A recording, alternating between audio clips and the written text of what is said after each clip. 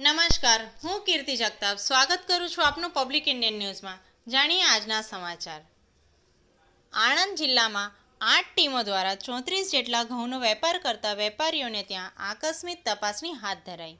ભારત સરકારની સૂચના મુજબ સંગ્રહખોરીને રોકવા માટે સરકારે ઘઉં પર સ્ટોક મર્યાદા લાદી છે। આ સ્ટોક મર્યાદા હોલસેલર્સ, રિટેલર્સ, મોટા ચેઇન રિટેલર્સ, મિલર્સ, આયાતકારો અને પ્રોસેસરને લાગુ પડે છે।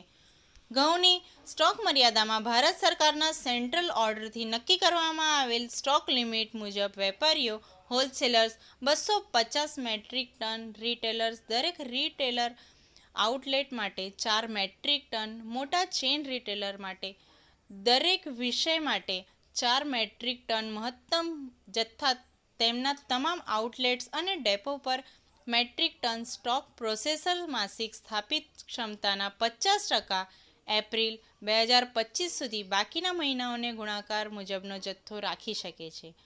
કલેક્ટર શ્રી પ્રવીણ ચૌધરીના માર્ગદર્શન હેઠળ જિલ્લા પુરવઠા અધિકારી શ્રી દ્વારા તાલુકા દીઠ એમ કુલ 8 ટીમોની રચના કરી આણંદ જિલ્લામાં આવેલ ઘઉંના હોલસેલર, રિટેલર્સ, મોટા ચેઇન રિટેલર્સ, મિલર્સ, આયાતકારો અને પ્રોસેસર્સને આકસ્મિક તપાસણી કરવામાં આવી છે।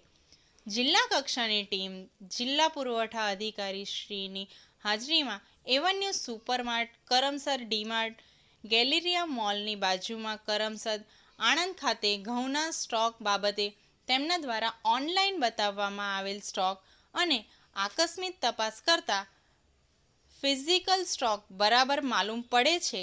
આ ઉપરાંત તાલુકા કક્ષાની ટીમો દ્વારા આણંદ જિલ્લાના તમામ તાલુકાઓ ખાતે 34 જેટલા ઘઉંના હોલસેલર, રિટેલર્સ, મોટા ચેઇન રિટેલર્સ, મિલર્સ, આયાતકારો અને પ્રોસેસર્સની આકસ્મિક તપાસણી કરવામાં આવી છે। આજના સમાચાર અહીંયા જ સમાપ્ત થાય છે। જોડાયેલ રહો પબ્લિક ઇન્ડિયન ન્યૂઝ સાથે।